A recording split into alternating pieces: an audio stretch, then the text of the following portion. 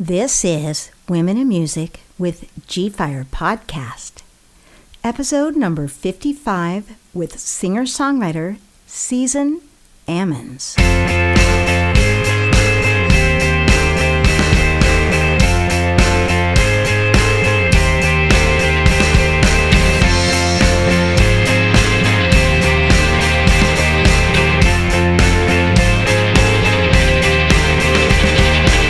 Nice to meet you, Season. Nice to meet you too. Well, let's get into it here. Where are you from originally? I'm originally from Dallas, Texas, born and raised, and now I live in New Braunfels. Okay, so you're not too far from me, actually.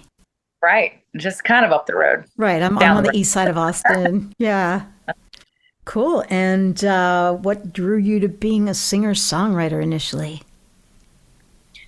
You know, I loved music growing up. I was emotionally drawn to music. I remember crying to music when I was like 5 and 6 years old, and just being really emotional and sensitive about it. So I always loved music, and it was probably around the age of 11 when I got a keyboard for the first time, and just started kind of writing songs, and it was just really innate for me. And it was kind of like the first thing that sort of happened to me that was like, okay, I'm actually like, this is something I'm good at. I was extremely shy growing up as a kid.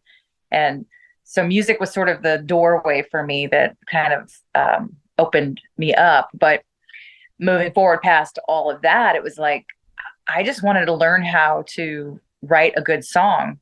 I just loved the songwriting process. I always loved my favorite subjects in school were English and history because it was fascinating to me. But I loved English and I loved writing poetry. So it all just seemed really natural to me. Math and science were not. But Well, you're not the only one that's, that feels that way. So yeah, I actually was horrible at history. I didn't like all those wars and stuff. You know, it wasn't so much the wars or the things like that. It was like, it was fascinating to me to think about our past and like where we came from and just how there were all these people before us. And it was almost like a story, so it was like more interesting than science with the numbers and things like that. That was your natural bent. Well, let's see. What would you consider some career highlights up to now?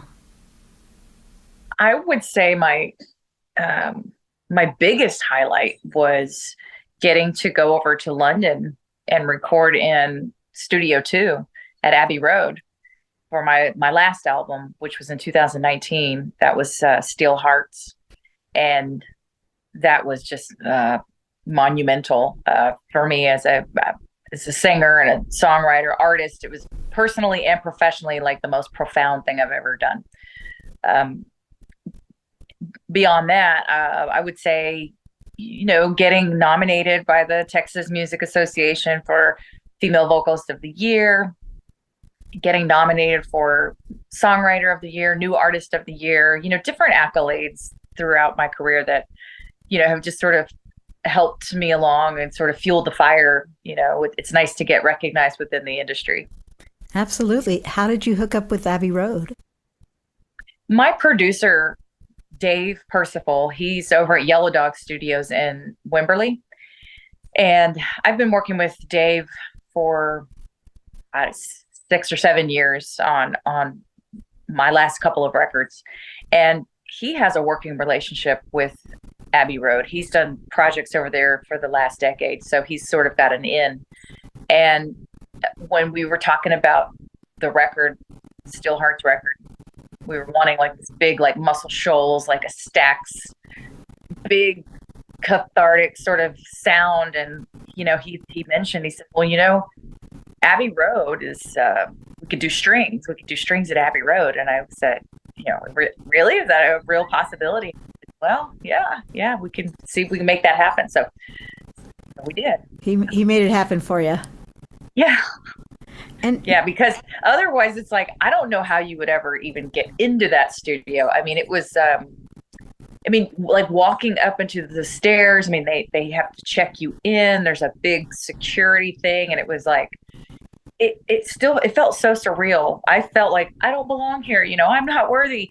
And when I'm checking into Abbey Road on that first day one of the studio, and I just remember going like, this is so big. This is so big. Yeah. And how many, you had a string section there? Yeah, we had a whole, like the whole symphony, like London Philharmonic Symphony. How many people was that? Let's see, there would have been 14. Okay, and they were all strings? Yes. Okay. All. So it's like a whole string section of an orchestra. Okay, got it. Yeah. And they were down in Studio 2, which is where the Beatles recorded. And so I got to watch them from like this platform while the conductor is like doing my music. And my producer, he scores. So he scored all the music for the songs. And when I first heard these string arrangements, I cried. I just was like, it was the most profound thing that I had ever heard. My string arrangements, these lush string arrangements being played to my music, it just, I got chills. And so that was in 2019 for Steel Hearts. And then we wanted to have a bleed over into this new record that I just released on Friday. And so we actually did, he went over to London right before the pandemic, sight unseen. He didn't know he was over there doing some scoring for a film and some other things. And while he was there, he took a handful of my songs and we captured some strings because we wanted there to be some strings into this new record. So he got them recorded, and then literally that was in March of 2020, and like things were starting to like ramp up, and he literally got on one of the very last flights out of London and got back to the States before everything was shut down. Otherwise he would have been stuck over there for probably 3 to 6 months. We don't know. So he got extremely lucky, but he came back in tow with these handful of songs that have the string arrangements on them. And then we were going to start recording. That was the initial timeline, was we were going to start recording to follow up with the 2019 record. But that didn't happen because we were all in a lockdown and we couldn't record. So it took a little bit of time before I could actually get in the studio. And it was later in 2020 that we did. And we got in there with Glenn Fukunaga playing on the bass and JJ Johnson on drums, and then myself and my producer.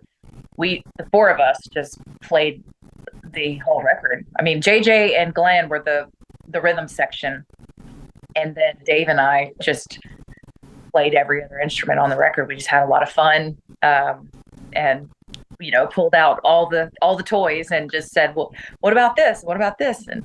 And then of course we had these string arrangements already from Abbey Road. So we were sort of like recording around the strings, which is a little bit backwards because usually you would put the strings on afterwards. So it was kind of a different way to make a record. We kind of like reverse engineered it, which made it kind of cool. I mean, sometimes they call them happy accidents. Yeah. So and it ends up working out great. So this third album, what's the name of it? It's called No Restraint. No Restraints. And the song that I was most drawn to is called I Still Love You, which I think is one of the ones with the strings on it. It is, yeah. And it had a bit of a Portishead feel, and they're one of my top favorites. And yes. So I was like, Patty, can we talk about I Still Love You? So please give me the backstory on how you got that arrangement, and obviously you had the strings and you worked around it. So, and this is probably one of the coolest stories about the whole record and about that song in particular. That song is 25 years old. I started writing that song when I was 19 years old. Okay. On piano. Right. And I never finished it. And then I kind of forgot about it.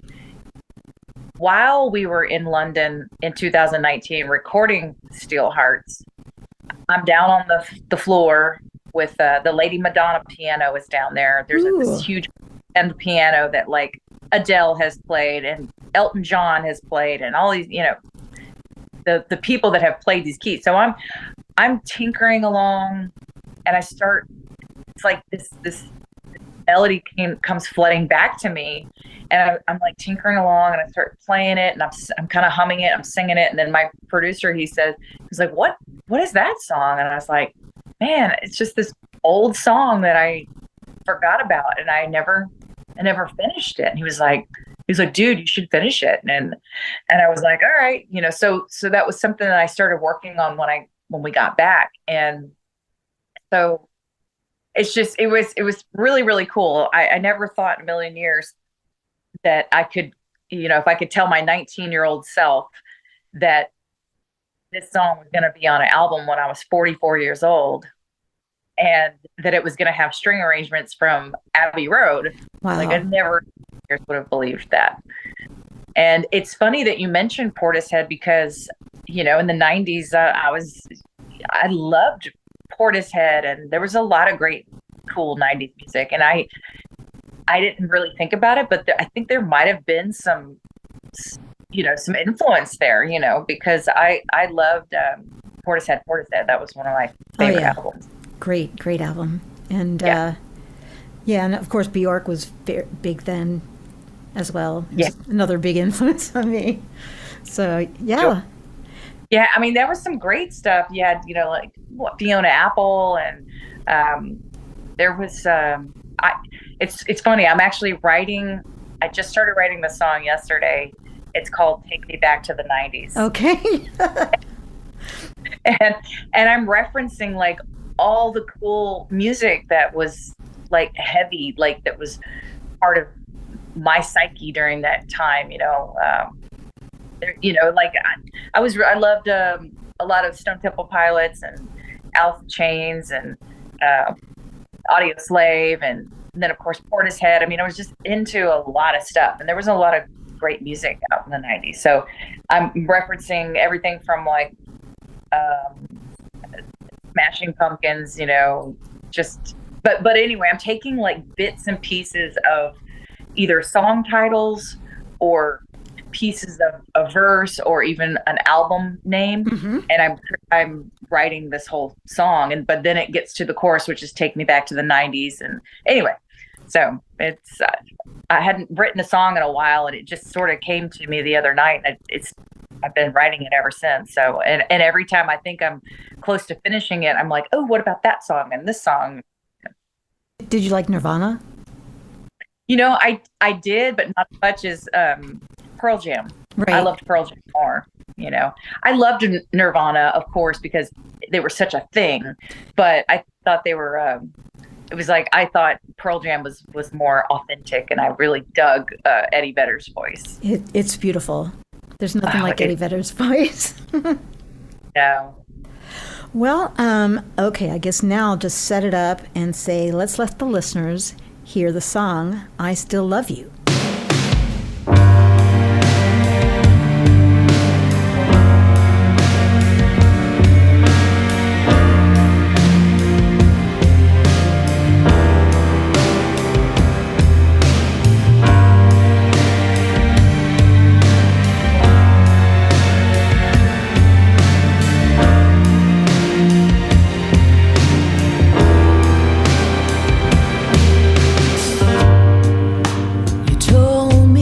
You loved me.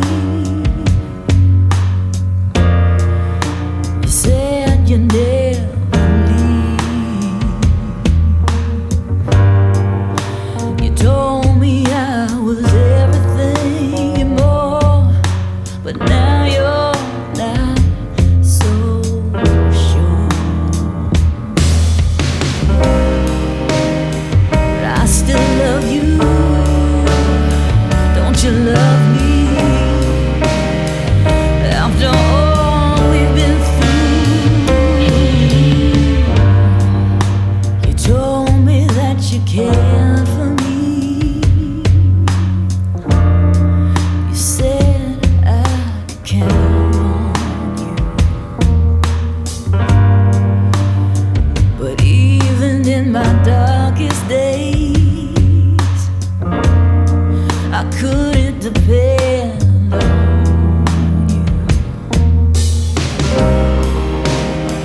I know you still love me, 'cause I still love you. After all we've been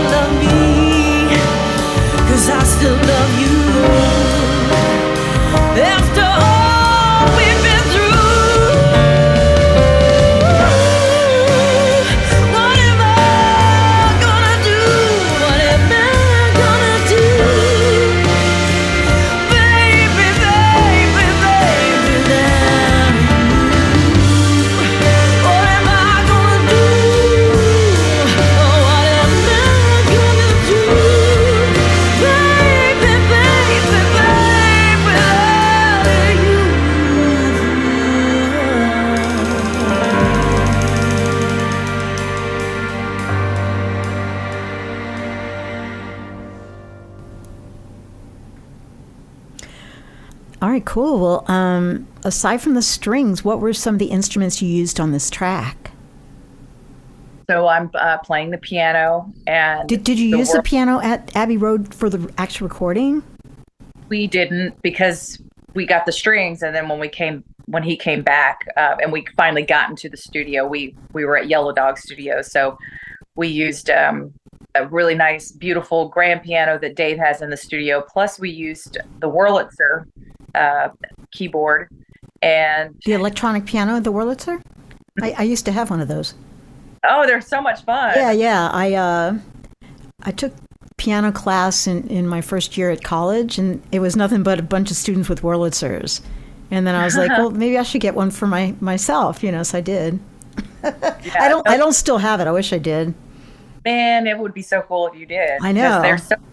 The older ones they sound the best. They sound the best. Yeah, so Wurlitzer's on there, and then it's Glenn on upright bass, and then JJ on the drums. So it's like super simple. We wanted the strings to really just to move shine. Right, so it'd be like strings and vocals mostly. Yeah. Yeah, I really like that approach. And the subject of it, I mean, does it mean what it meant when you were 19, or has it developed?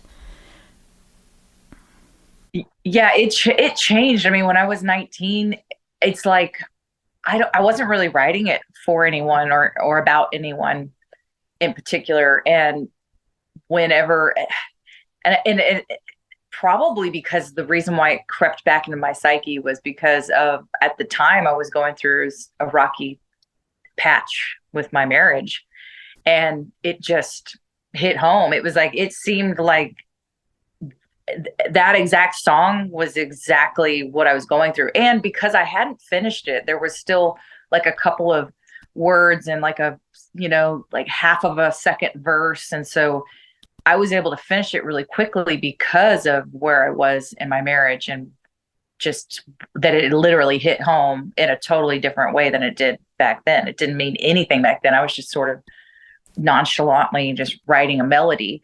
And so, yeah, it's so weird how songs can sort of wind their way back to you, and what you write about, 25 years ago versus now. Crazy. It can just morph along with your artistic development, I see a ring on your finger, so it worked out. Yeah. My second marriage, so I hope. Oh, it's your second marriage. Okay, the first one didn't go so well, but yeah. Yeah. Our lifestyle, it's very interesting being a musician, and we're our artists, and we can be sensitive, and a lot of things can go by the wayside. So now, are you spending a lot of time on the road touring? Is that how you kind of make a living on the road? yeah, I mean, after the pandemic, I mean, there was no shows to be had.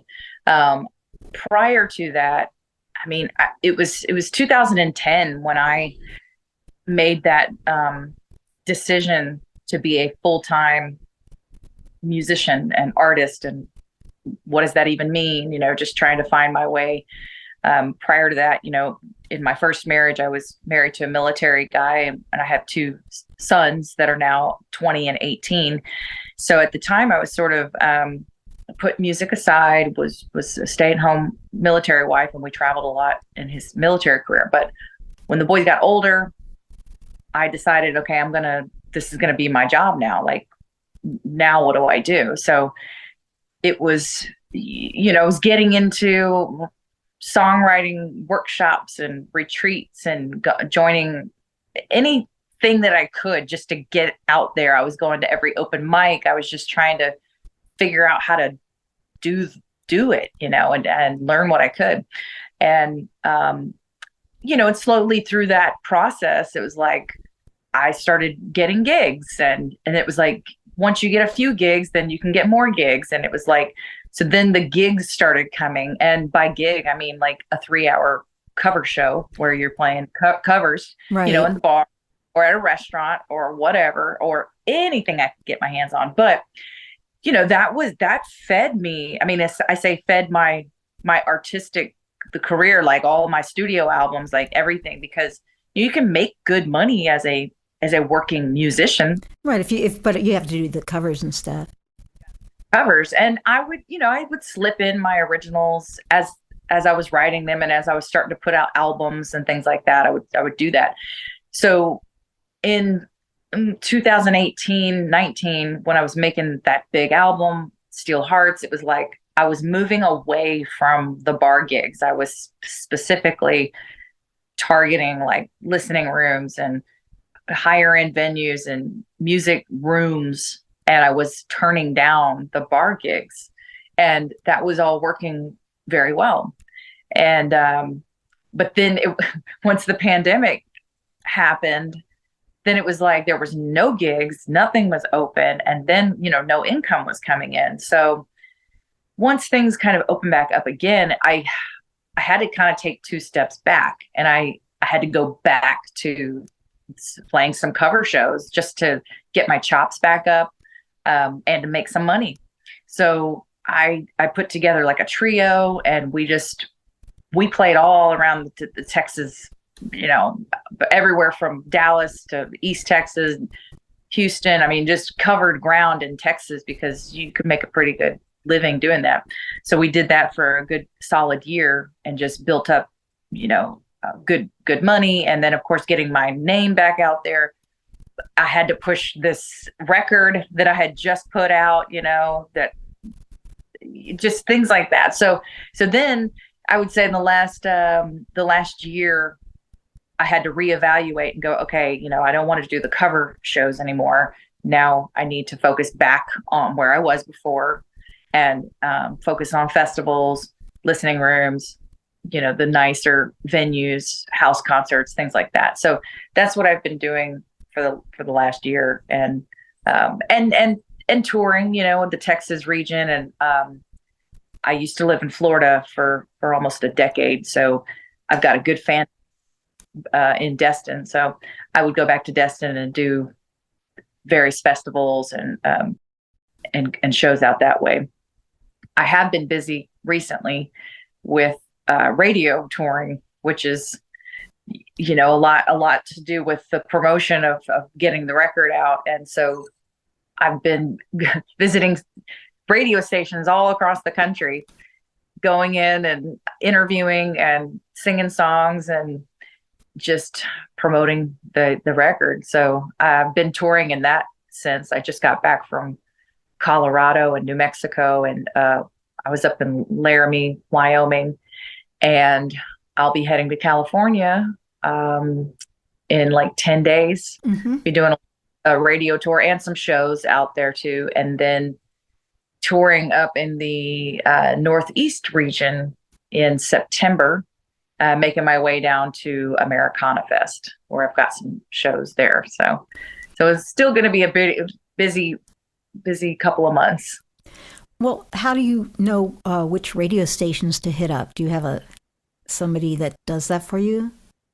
Yeah, that's a radio promoter. His name is Joe Estrada, and he's a really great guy. And yeah, that's his number one job is to promote the record, and then line up basically a radio tour in various regions. For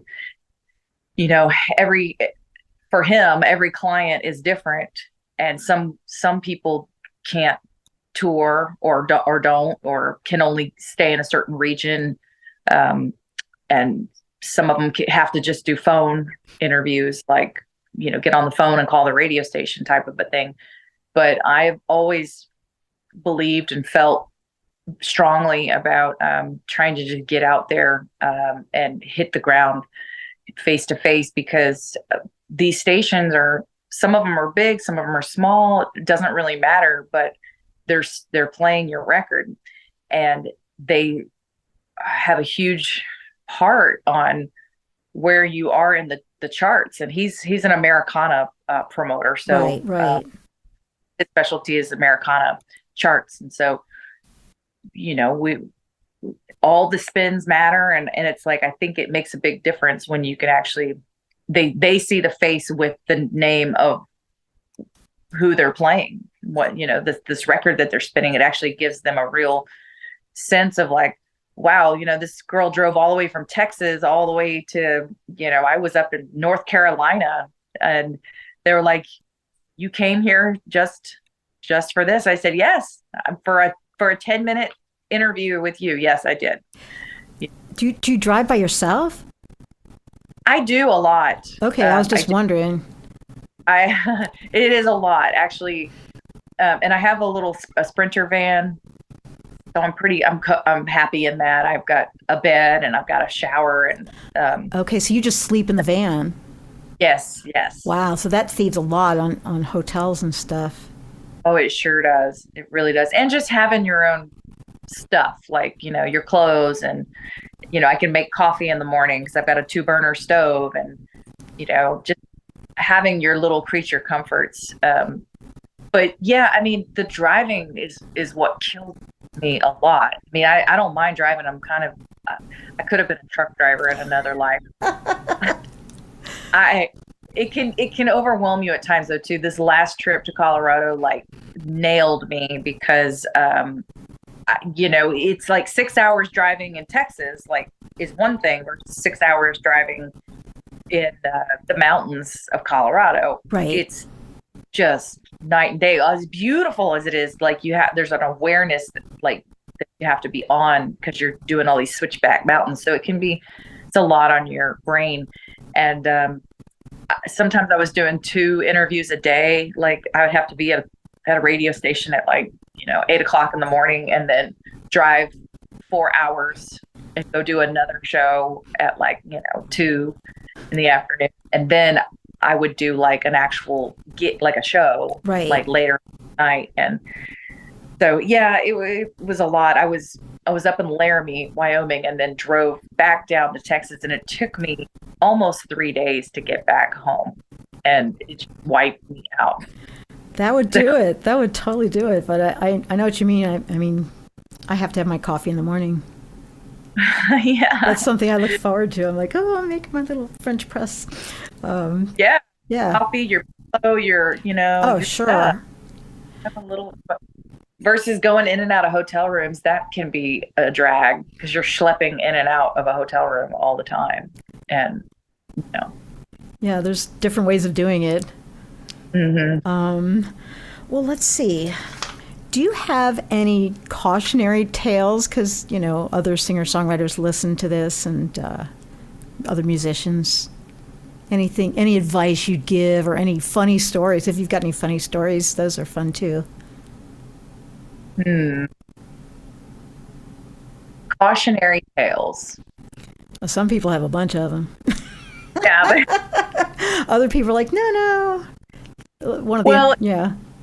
I would say probably number one is in this job, in this field, in this arena, your number one priority is to take care of yourself.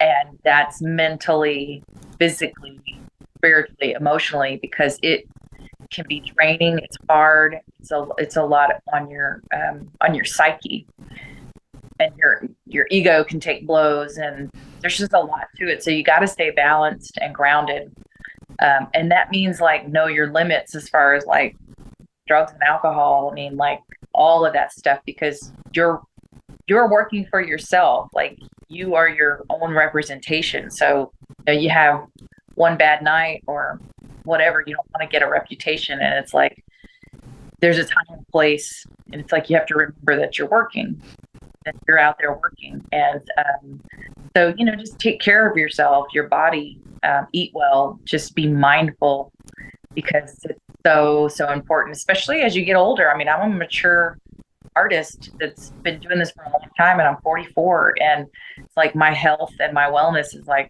number one. I mean, I've done it all. I've been there, done that, and that's great. I mean, we all have our paths and our lessons in life, but I would say it's like you can just save yourself a lot of trouble, and just take care of yourself, and know that you're working and that people are watching you. If you have one bad night, or you do something wrong, or you're in a bad mood, or there's just a million things. If you're not aware of it, you just can rub people the wrong way, or just get a bad reputation. And also, you can decline very quickly if you're not on top of your game. And you don't want that, because then that means you're out of business. Right. Well, that's great advice. Well, I guess, do you have any plugs? Now, this is probably going to come out in a couple months just because of the way I run my show, but it's July now. So do you have anything this fall you want to plug? Yeah. So I'll be up at Americana Fest in September. Where is that? That's in Nashville. Oh, makes sense. Yeah. September 18th through the 24th. But if anyone's up at Americana Fest, I'm going to be doing a showcase for the Texas Music Office. Nice. At the Bobby. Yeah. Where's it? It's at the Bobby Hotel, okay. And it's sponsored by Kessler Theater. And Kessler's a really, really cool place. But I'm trying to think, what else do I have? There's the best place is just to go to my website, which is seasonammons.com. That's easy. Yeah, and it's seasonammons.com. And I list all my shows there. I've got some cool shows coming up. And, I know, I'm making vinyl for this new record. So vinyl will be hitting, I should have it in hand by September, but I'll have it up for sale on my website. So I'm excited about that. Yeah, I love vinyl. I'll have to make sure I get you one. Well, that would be awesome. Well, is there anything I missed? Is there anything I didn't cover that you think you'd like to share? I do tend to ask people about how you raise the money for the album. Like, do you have to do like a Kickstarter, or do you have like a record company that sponsors you or anything? Or do you just kind of save up and then it's mostly that, isn't it? I save up a lot, yeah. And I have done a Kickstarter in the past, and I raised $15,000. Wow. For my record. So, but it's Kickstarter's a lot to do. Like, you got to be super prepared, and it's a full on 30-day campaign. Like, there is no sleep. Like, you have to be. I learned really quickly the value of like sales. Like, that I'm not that great at it, but I had to push myself to get this done. And there was definitely like this competitive edge, because with Kickstarter, it's like all or nothing. Right. And so if you don't raise the money, that the goal that you've set, then you don't get anything. And it was intense. So just be prepared if you're going to do a Kickstarter. There's a lot of work involved, but if you're committed to it, you can be successful. And I never thought in a million years I could have done it, but I did. but yeah, other than that, I save and save and save to just get these records out. And then, I've also got some really good like patrons. I don't have a Patreon page, but I have built some really great fans over the years, over the past decade, that Right. have followed and that believe in me, and have come through. Like, actually, I just had his name's Jeff Wilson, and he sponsored my vinyl. I mean, vinyl costs like $5,000. It's a lot of money to make vinyl. So I had, this really great, supporter step up and, help me out with that. So Nice. pretty cool.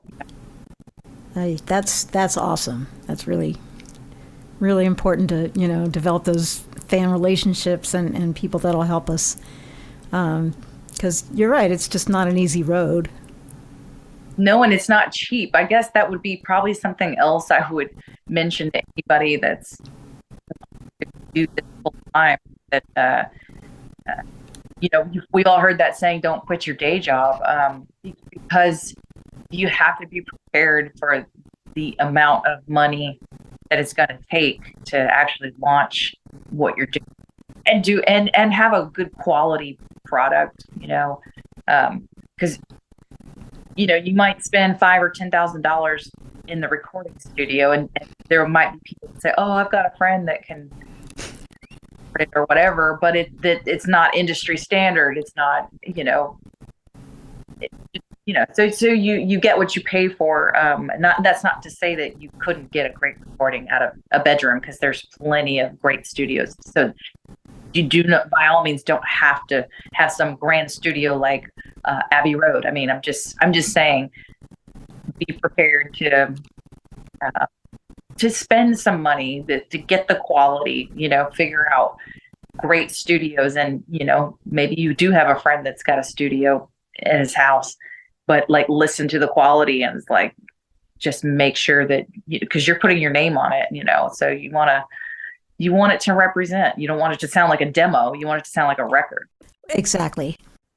Big difference. So, so yeah, just know that it's that you're going to spend some money, but save for it and budget for it. I mean, you got to put on a business hat and put together a strategy and a plan. And, you're a small business, and it's like, I never knew any of that when I first started over 10 years ago. So, I had to kind of learn it along the way. But if I could have just known a little bit more about business, I probably could have saved myself, a couple of years. But, so yeah, nobody told me when I got started. But pretty cool. It is cool. Well, thanks so much. What's that? I said it's pretty cool that we can do this stuff now independently. Oh, we don't yeah. have to have, we don't have to have a label, but just be prepared to be the label and to spend some label dollars. That's all that I'm ever trying to let people realize. Yeah. So Awesome. Well, you're a beautiful lady, and I loved having you on my podcast today. Thanks so much. Well, thank you. I'm so glad you take the time to talk to me, and I enjoyed it. Hopefully get to meet you soon, and hopefully I'll do some shows out in your direction and in Austin. Actually, I'm going to be on Good Morning Austin on Nice. Wednesday. Yeah, so Awesome. Oh, have a great show. Break a leg. yeah, What time do they do that? I think it's like 8. Okay, it's not like 6 or something. Yeah.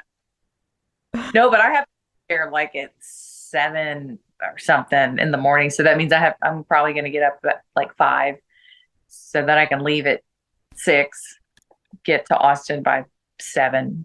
And they want me like on set at like 7:30 for sound check. And then we got to wait around a little bit, but yeah, so it'll be fun. Good. I called my mom. I was like, "Mom, I'm going to be on TV." Woo. Does she live here in Austin, or? She's in LaGrange, Okay, so about an hour and a half away. I guess somehow, How would you get her to pick it up? I think she gets Austin news. Oh. I mean, it's like there's Austin, and because that's the closest city, or the biggest city is Austin. So, but otherwise, I don't know what I'm going to do. I think they put it up on their website. That would be good.